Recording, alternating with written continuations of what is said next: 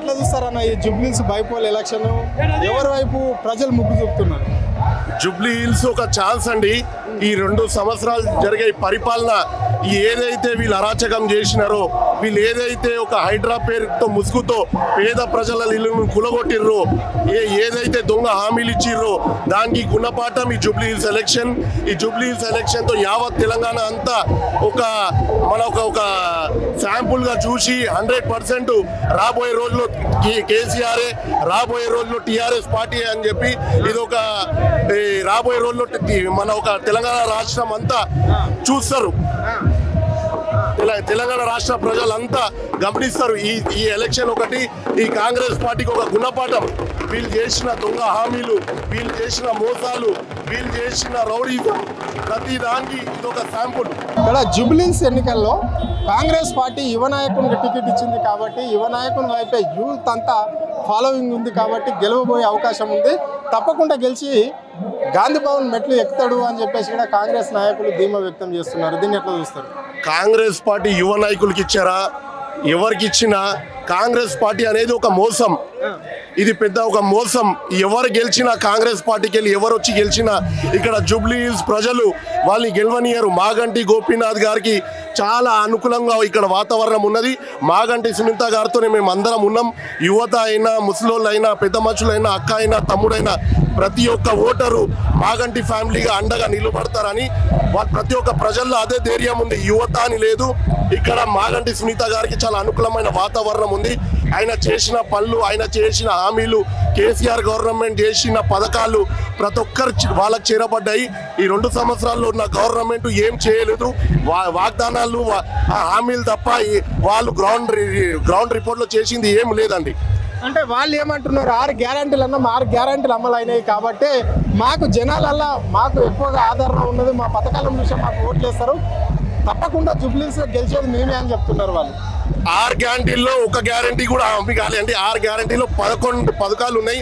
ఆ 11 పథకాల్లో ఒక బస్సు ఫ్రీ తప్ప అది కూడా అట్లా ఇట్లా ఎటు ఒక క్లారిటీ లేకుండా ఈ ఒకటే పథకం అయింది తప్ప వేరే పథకాలు ఏం కాలేదు. 2500 ఎవరికి రావట్లేదు.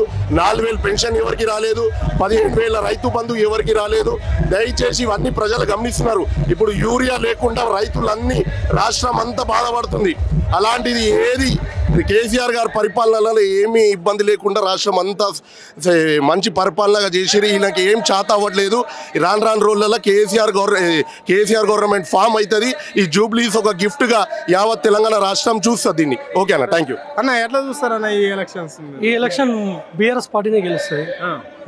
బీఆర్ఎస్ పార్టీ అక్కడ కాంగ్రెస్ పార్టీ అధికారంలో ఉన్నది, యువ నాయకునికి టికెట్ ఇచ్చింది. మళ్ళీ అక్కడ బీజేపీ పార్టీ కూడా సిద్ధంగా ఉన్నది. ఎన్నికల్లో మేము గెలుస్తామని చెప్పేసి ఆ 2 పార్టీలు కూడా ధీమా వ్యక్తం చేస్తున్నాయి. బీజేపీ పార్టీ వాళ్ళు గెలుస్తారని ధీమాగా ఉన్నారు. వాళ్ళు క్యాండిడేట్ దొరకట్లేదు. ఫస్ట్ ఆఫ్ ఆల్ ఇన్ని రోజు అయింది క్యాండిడేట్ ప్రకటించారు. ఈడ కాంగ్రెస్ బీజేపీ ఒక్కడే అన్న. ఆడ బడాబాయి, ఈడ చోటాబాయి. అన్న పెద్దబాయి ఏం చేస్తున్నాడు, చిన్నబాయి అదే చేస్తాడు. రాహుల్ గాంధీ ఏమంటాడు, ఓట్ చోడ్ మోదీ అంటాడు. ఈయన ఏమంటాడు, మోదీ ఓట్ చోడ్ నెయ్యే. ఈడ కూడా అదే నడుస్తుంది. ఈడ కూడా ఒక హౌస్ నెంబర్ పెట్టి 40 ఓట్స్లు అవి ఇవి తయారు చేస్తున్నారా.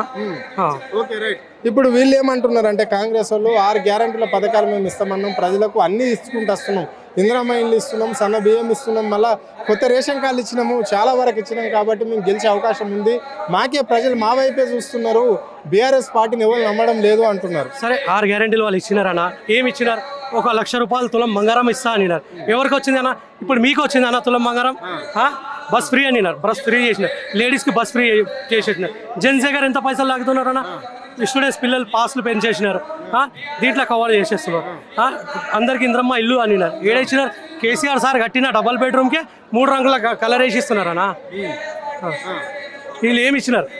ఊర్లలో పోతే రైతులు ఎంత ఇబ్బంది పడుతున్నారు అన్న. మీరు ఒక్కసారి చూడండి, లైవ్గా పోయి మీరు చూడండి. అర్థమైందా? యూరియా కోసం ఎంతమంది పాపం చచ్చిపోతున్నారు జనాలు. లైన్లో చెప్పులు పెట్టి నిలబడుతున్నారు అన్న.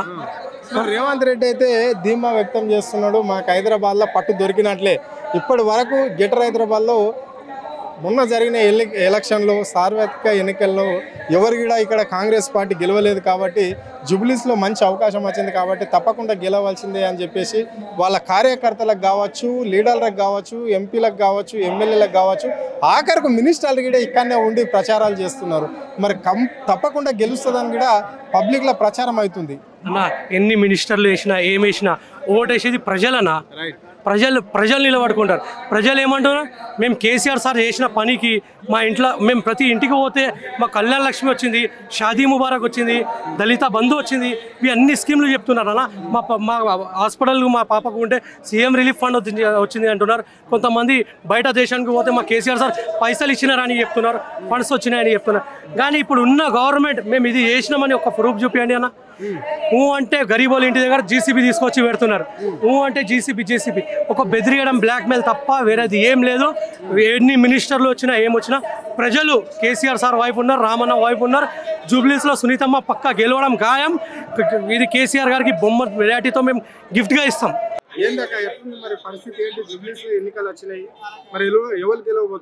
బీఆర్ఎస్ వస్తుంది ఖచ్చితంగా. ఎందుకంటే ఇప్పటికి కాంగ్రెస్ పైన నమ్మకం పోయింది, రైతులకైతే మొత్తానికి పోయింది. ఏదో ఊర్లోనే గెలిచినాడు తప్ప ఇక్కడ అంతా బీఆర్ఎస్ వచ్చింది. ఇప్పుడు కూడా బీఆర్ఎస్ వస్తుంది ఖచ్చితంగా. ఏమి ఇచ్చినారండి? 6 గ్యారంటీల్లో ఏమేమి ఇచ్చింది మీరు చెప్పండి ఒకసారి. 6 గ్యారంటీలు అందరికి రాలేదు. అది కరెంటు కూడా అందరికి రాలేదు, గ్యాస్ లేదు. అది ఎవరికి వచ్చిందో ఏ మూలన వచ్చిందో మాకు తెలిసిన వాళ్ళు 10 మందిని అడిగితే 10 మందిలో ఒక్కరికి కూడా వచ్చిందని కూడా చెప్పట్లేదు. లేదు, అది కూడా రావట్లేదు. ఎవరికి రావట్లేదు. ఆ బస్సు ఫ్రీ ఒక్కటి తప్ప మిగతా ఏం లేదు. 6 గ్యారంటీలో 5 గ్యారంటీలు ఫెయిల్ అనండి. ఆ బస్సు ఫ్రీ వేయడం ఇంకా అది కూడా ఆధారం ఉంటాయి, ఇక్కడిది ఉంటాయి. అది కూడా మహిళలకి, అదే ఆంధ్ర వాళ్ళకైతే అది కూడా అవకాశం లేదు. అది అందుకే మాకు ఈసారి మాత్రం ఖచ్చితంగా బీఆర్ఎస్. ఎప్పుడైనా బీఆర్ఎస్ ఈసారి కాదు, ఇక్కడైతే ఎప్పుడు బీఆర్ఎస్ వస్తుంది.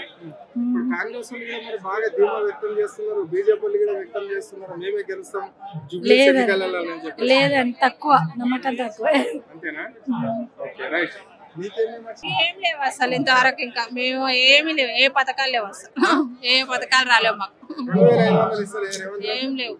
ఎప్పుడు నాకే కాదు ఎవరికి వచ్చినాయి అసలు 2500 ఎవరికి రాలేదు. కరెంట్ బిల్ వచ్చింది, కరెంట్ బిల్ ఒకటి వచ్చింది. సన్న బియ్యం కూడా లేవు, రాలే. పెట్టుకున్నాం కానీ రాలే.